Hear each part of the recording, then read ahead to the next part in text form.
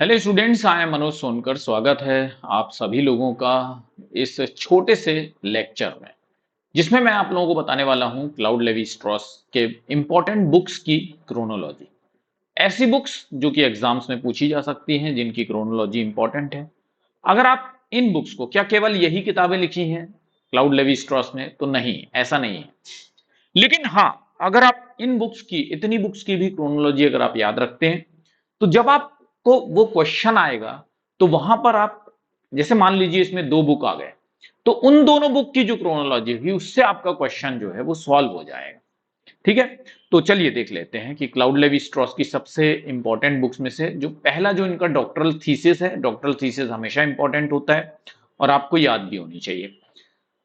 तो elementary structure of kinship 1949 में इनका डॉक्टरल थीसिस आया था। फिर उसके बाद ट्रिस्टिस ट्रॉफिक इनकी किताब आई है। थर्ड है structural study of myth. Fourth है स्ट्रक्चरल एंथ्रोपोलॉजी, जो कि 1958 में आया। फिफ्थ है द सेवेज माइंड। सिक्स्थ है द टोटेमिज्म। सेवेंथ है 4 वॉल्यूम ऑफ मिथोलॉजिकल सीरीज। तो 4 वॉल्यूम ऑफ मिथोलॉजिकल सीरीज में इनकी जो सीरीज आई है, सबसे पहली थी रॉ एंड द कुक्ड, दूसरी है हनी टू एशेज, तीसरी है ओरिजिन ऑफ टेबल मैनर, और चौथी है नेकेड। तो ये इनकी 4 वॉल्यूम ऑफ मिथोलॉजिक्स है, यानी इन्होंने मिथ के बारे में लिखे हैं। कुछ कहानियां थी जो वेरियस सोसाइटीज में थी, तो उसके बारे में इन्होंने यहां पर इन वॉल्यूम्स में लिखा हुआ है।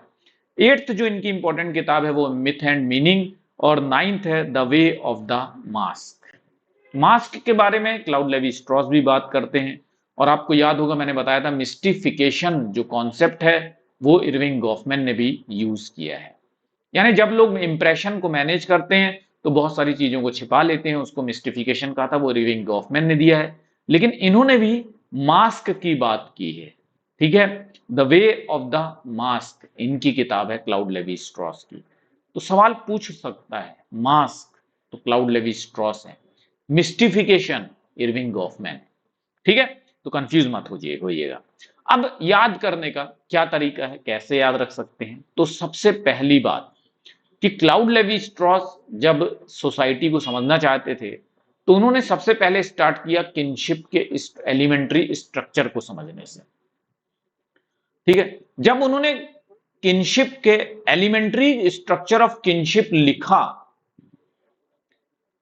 तो उन्होंने इतने अच्छे से वर्क किया, क्योंकि ये इनका पहला वर्क था, कि इसके लिए इन्हें ट्रॉफी दी गई। और जब इन्हें ट्रॉफी मिली तो बहुत सारे लोग उनको बधाई देने के लिए पहुंचे।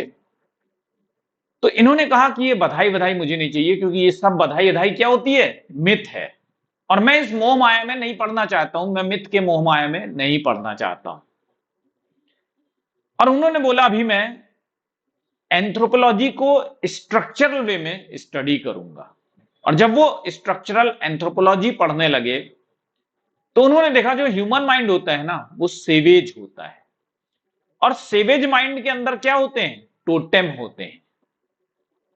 और क्या होते हैं, मिथ होते हैं। सेवेज माइंड के अंदर टोटेम होते हैं और मिथ होते हैं। तो उन्होंने 4 तरह के मिथ बताए। ठीक, और जब उन्होंने 4 तरह के मिथ बताए, तो बात आई कि मीनिंग कौन बताएगा फिर। तो उन्होंने मीनिंग बताया, और मीनिंग बताने के बाद वो एक अच्छा सा मास्क लगा करके घूमने लगे। ठीक है, तो सबसे पहली बात, उन्होंने जब स्टडी शुरू किया तो उन्होंने एलिमेंट्री स्ट्रक्चर ऑफ किनशिप से स्टडी किया।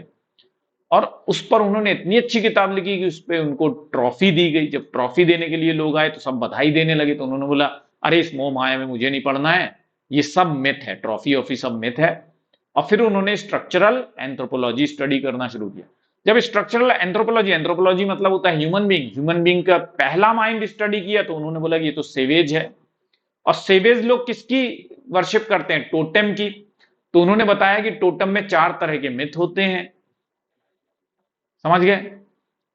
तो 4 तरह के मिथ उन्होंने बताए। फिर उन लोगों ने बोला कि यार इन मिथ का मीनिंग क्या है। तो उन्होंने जब मीनिंग को बता दिया, तो फिर वो खुश हो गए और मास्क लगा करके घूमने लगे। इस तरह से स्टूडेंट्स आप क्रोनोलॉजी जो है किसी भी थिंकर की याद रख सकते हैं।